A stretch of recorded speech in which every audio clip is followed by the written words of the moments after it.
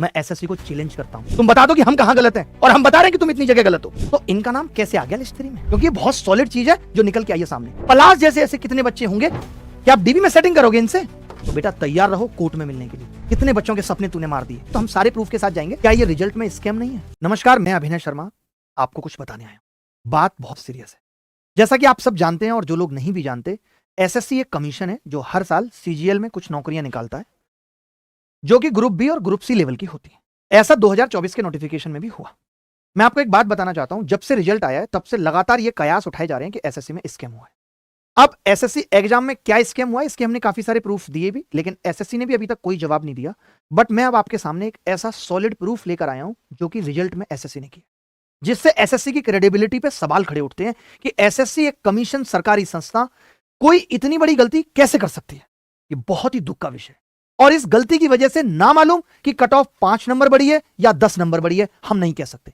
आप सोचिए अगर ऐसा हुआ है तो कितने ऐसे होनहार बच्चे जिनका 1.2.5 नंबर से प्री रुक रहा है, वो सब भी प्री में पास हो सकते थे और मेंस में नौकरी भी ले सकते थे। आपके सामने एक एक बात मैं खुल के करूंगा। शायद कुछ लोग इस चीज को अब जाके समझ पाएंगे जो मैं 4 या 5 दिन से चिल्ला रहा हूं कि एसएससी रिजल्ट में झोल है, झोल है, झोल है। अब आप समझिए, एक तगड़ी एनालिसिस के साथ में आया हूं। एसएससी का नोटिफिकेशन आता है, ये एसएससी का नोटिफिकेशन है। एसएससी कहती है कि हम इतनी सारी पोस्ट पे आपको नौकरी देंगे। आप देख सकते हैं ग्रुप बी, सबकी उम्र है 20 से 30 साल, 18 से 30 साल, लगभग 30 साल सबकी उम्र है। सबकी 30 साल उम्र है। आप देख सकते हैं सारी पोस्ट की 30 साल उम्र है। तभी एक पोस्ट बीच में आती है जिसकी उम्र है 18 से 32 साल। यानी अगर आप 18 और 32 के बीच में, तो आप इस पोस्ट के लिए एलिजिबल हैं, जिसका नाम है जूनियर स्टैटिस्टिकल ऑफिसर। आप इस पोस्ट का फॉर्म भर सकते हैं। ठीक है, हमारा एक साथी भाई निकल के आता है, कहता है कि मैं भी इस बार एसएससी का फॉर्म भरूंगा। आपने मेरे बहुत सारे बैचेज में, यूट्यूब के लाइव बैच में देखा होगा, मैं हमेशा एक नाम लेता हूं, पलाश भाई, पलाश भाई। जब आप ऑफलाइन क्लासेस में भी कभी पढ़े हो तो भी मैं कहता था पलाश भाई, पलाश भाई। अब पलाश भाई ये फॉर्म भरते हैं और ये किस पोस्ट के लिए एलिजिबल है? सिर्फ जूनियर स्टैटिस्टिकल ऑफिसर के लिए एलिजिबल है। दूसरी बात, आपको लग रहा होगा कि क्या 32 साल तक ही बच्चा कोई ना कोई पोस्ट ले सकता है? कुछ कोटा भी अवेलेबल है, जैसे मैं आपको दिखाता हूं। आप देख सकते हैं, पहले ये वाली बात देख लीजिए कि 18 से 32 वाली पोस्ट में वही बंदा एलिजिबल है जो 2 अगस्त 1992 के बाद का है। यानी कब से कब तक? 2000, मतलब इससे पहले का नहीं होना चाहिए।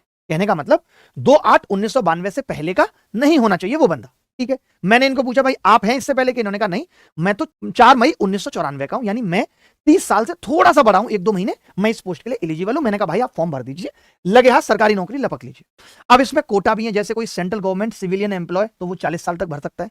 बट आप जानते हैं कि ये 7-8 साल से तो मेरे साथ ही है और ये ऐसे किसी भी कोटा के लिए एलिजिबल नहीं है। मैं आपको इनका फॉर्म, एप्लीकेशन फॉर्म, रिजल्ट सब कुछ दिखाऊंगा। ठीक है, अब एसएससी का रिजल्ट आता है।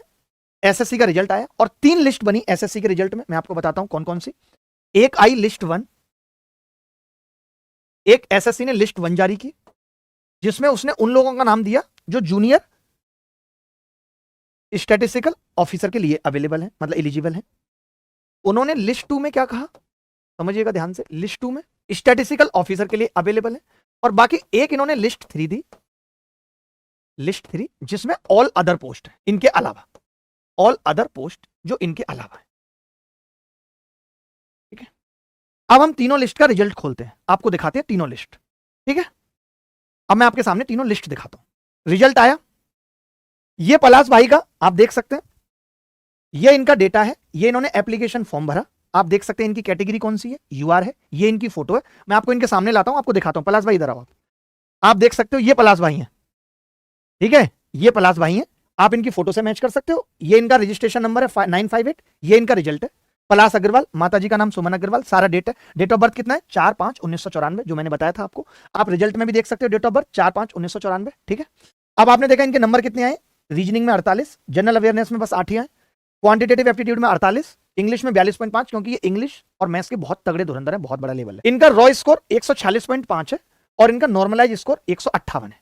ठीक है, अब मैं आपको रिजल्ट दिखाता हूं। सबसे पहले आप रिजल्ट खोलिए, आप देखेंगे रिजल्ट आया, पेपर हुआ, उसके बाद रिजल्ट आया और रिजल्ट इन्होंने बोला है कि हमने टियर 1 एग्जाम का जो रिजल्ट है कैटेगरी वाइज, जो भी बच्चे टियर 2 के लिए क्वालिफाई किए उनकी अलग अलग कट ऑफ निकाली है। हमने 3 लिस्ट जारी की है, एक तो जेएसओ के लिए जिसके लिए पलाश भाई एलिजिबल थे, लिस्ट 1, एक स्टैटिस्टिकल इन्वेस्टिगेटर के लिए लिस्ट 2 और ऑल अदर पोस्ट के लिए लिस्ट 3 इन्होंने जारी की। अब मैं आपको कट ऑफ पे ले चलता हूं।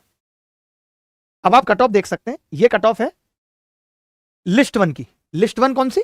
यानी कि जेएसओ की। उसकी यूआर कैटेगरी की कट ऑफ कितनी है?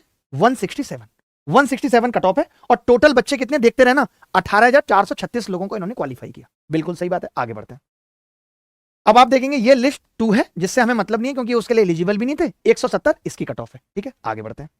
अब जो मेन कट ऑफ थी, जो बाकी की सारी पोस्ट की कट ऑफ थी 30 साल से छोटे लोगों के लिए, छोटे बच्चों के लिए, वो थी यूआर की कट ऑफ 153। पलाश भाई के नंबर आप सबने देखे, आपने इनके नंबर देखे कितने थे? 158। मैं दोबारा दिखा देता हूं इनके नंबर, आप देखो। पलाश भाई के नंबर आप सबने देखे, इनके नंबर कितने थे? 158। 158 इनके नंबर थे। यानी ये किस कैटेगरी के लिए, क्या ये जीएसओ बन सकते हैं? आप बोलेंगे नहीं सर, जीएसओ की कट ऑफ तो 167 थी, ये लिस्ट 2 के लिए भी एलिजिबल नहीं है।